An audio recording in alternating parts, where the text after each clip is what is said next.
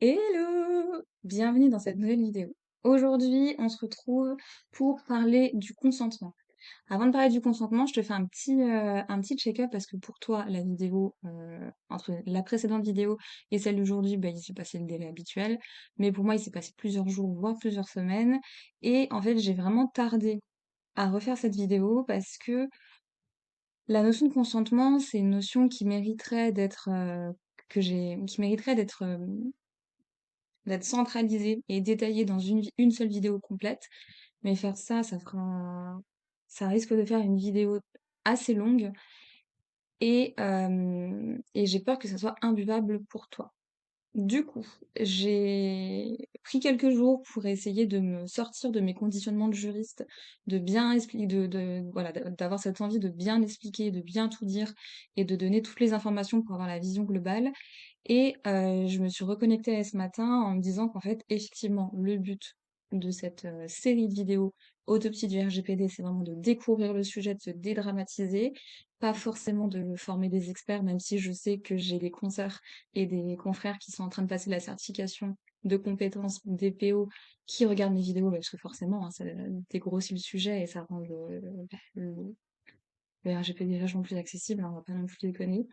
Donc effectivement, je vais me reconcentrer et me recentrer sur les prochaines vidéos que vous allez voir à ça. On va bien suivre le plan du RGPD. Je te dis ça parce que j'avais aussi envie ouais, de centraliser un peu les infos et de commencer à prendre des articles. Par exemple, tu vois, dans les vidéos d'avant, on a parlé du responsable de traitement et du sous-traitant.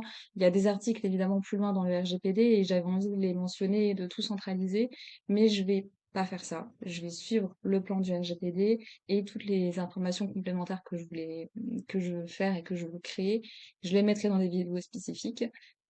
Ouais, j'ai un peu bugué en me disant, mais ceux qui voudront les regarder, il y aura les informations quand j'aurai le temps de les tourner.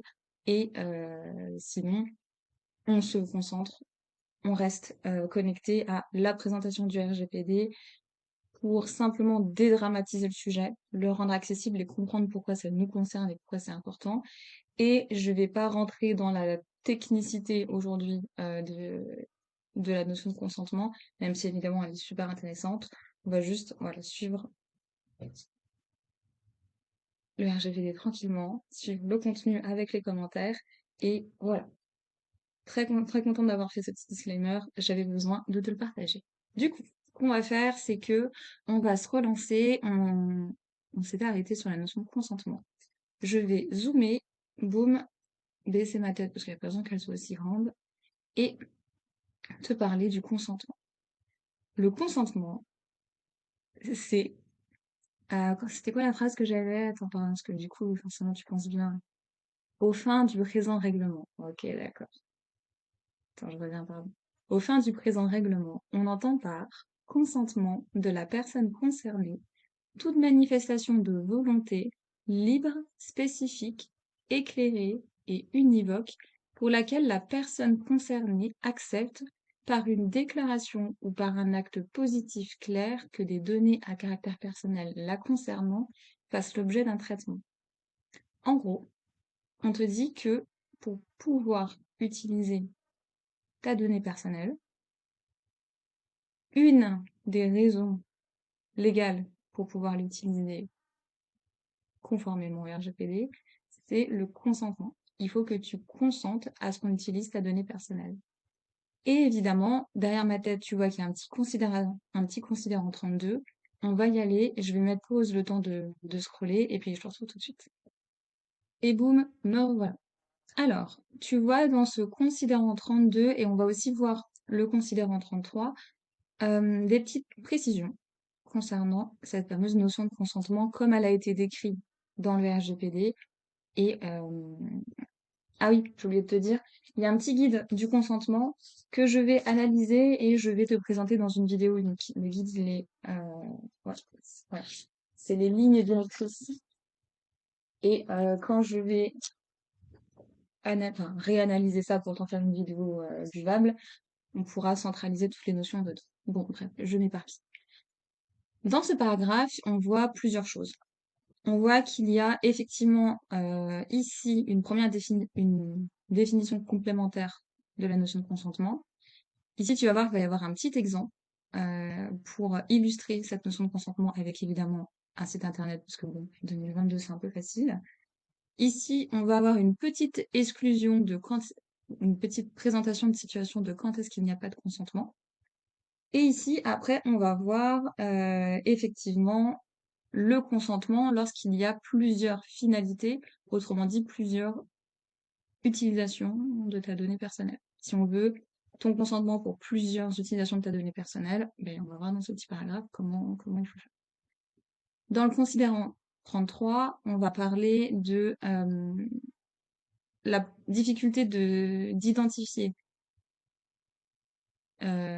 pourquoi on veut utiliser ta donnée personnelle dans le cadre de recherche scientifique.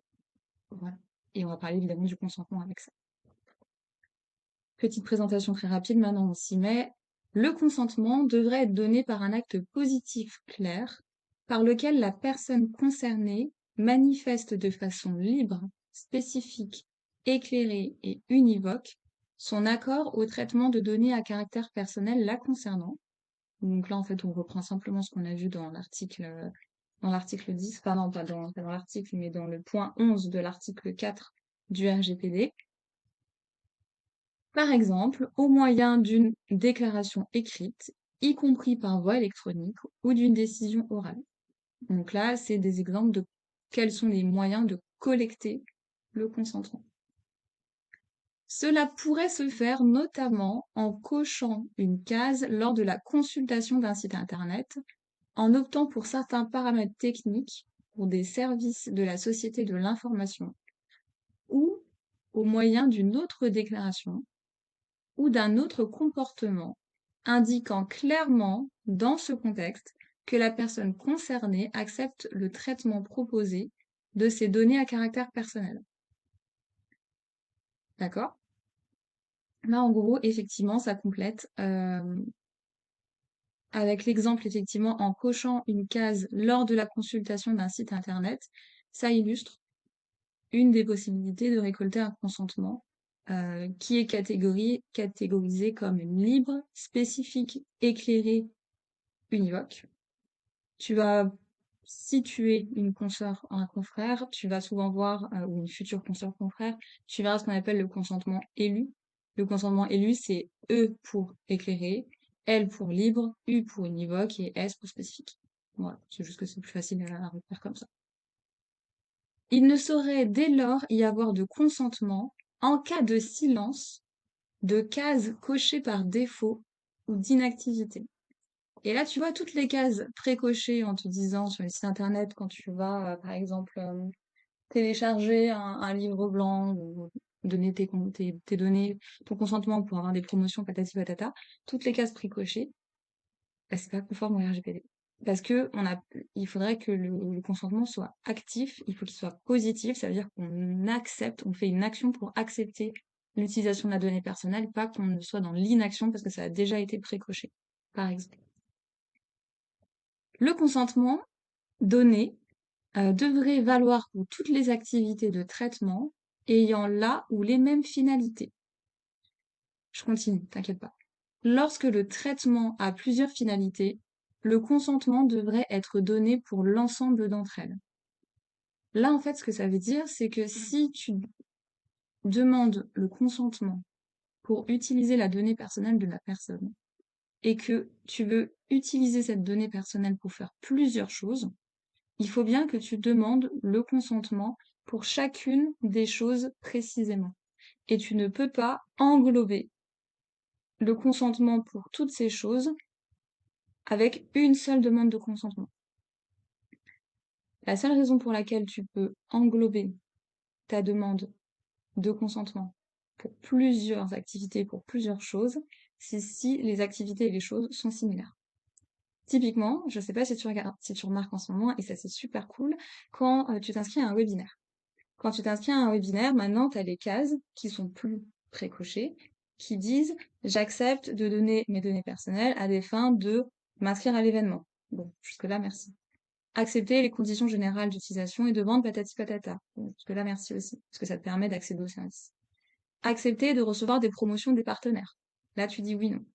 accepter d'intégrer la base de données des partenaires pour pouvoir, si un jour patati patata, le dieu démoniaque vient sur Terre, etc. Et en fait, tu vois, de plus en plus maintenant, tu as vraiment bien toutes les différentes utilisations de ta donnée personnelle qui sont spécifiées et identifiées, et tu peux cocher les utilisations de ta donnée personnelle qui te conviennent ou pas. Moi, en général, je coche évidemment les conditions générales et m'inscrire à l'événement, au webinaire prévu parce que c'est ce que je veux. Tout le reste avec les partenaires, personnellement, ça m'intéresse pas. Mais si ça t'intéresse, clique, bien sûr. Voilà ce que ça veut dire en fait, tout simplement. Si le consentement de la personne éclairée, si le consentement de la personne concernée est donné à la suite d'une demande introduite par voie électronique, cette demande doit être claire et concise et ne doit pas perturber l'utilisation du site pour lequel il est accordé. En gros, consent... Attends, je vais mettre pause. Ok, j'ai retrouvé mes petits. Demander le consentement pour utiliser un service.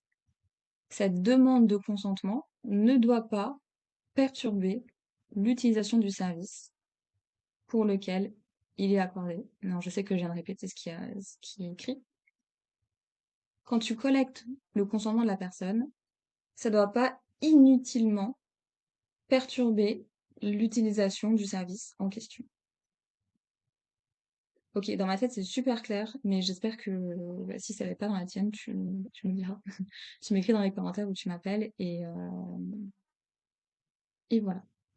Donc là, globalement, le consentement, pour en faire un bref récap, on parle de consentement élu, donc éclairé, libre, univoque et spécifique.